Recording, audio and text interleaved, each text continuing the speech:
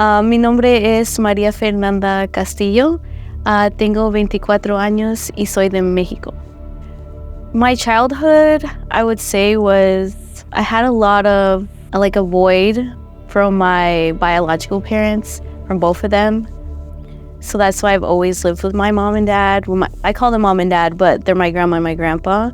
I'm sure you guys know them, Leticia and Antonio. Well, my mom, my actual mom, she's always lived in Mexico, so I haven't seen her since I was 4. I don't really have a relationship with her. With my dad, I don't really know him at all. I don't know anything about him, so I feel like I've always tried to fill a void that from my actual parents.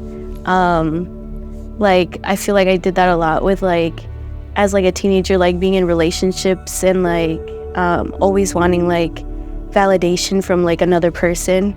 In 2018, I got into a very abusive relationship, both mentally and physically, with the father of my child, which left me super depressed and numb, and it was affecting the way I lived every day. It had me questioning my motherhood, because you're in this situation, you're not a good mother. In the moment of despair, something happened where I felt God there with me, saying you're not alone, there's still so much for you to be here for.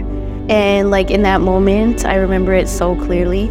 I just kneeled and prayed, even though I had no idea what I was gonna say. I didn't know how to pray or anything, but I just know that I wanted to connect with him so bad in that moment. Well, I grew up going to a Catholic church, and I never really found interest in it. I never really I would go, but I would go just to go because my mom would want me to go.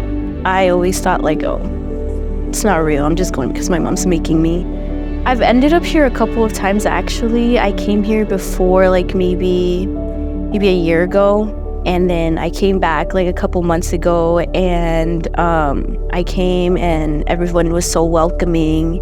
I really felt at home here, everyone was so open arms welcoming. Last couple weeks ago, you got baptized. Tell us, how'd you came to that decision? How I came to that decision, I felt at first my mom was pushing me to it a lot, and I would always sit back and think I don't think I'm ready to get baptized. I feel I still do things that I should not be doing. I feel I'm just not worthy of getting baptized in a sense. And one day I was I just decided to sit down and just pray, and was can you please tell me why am I thinking that I just am not ready for this?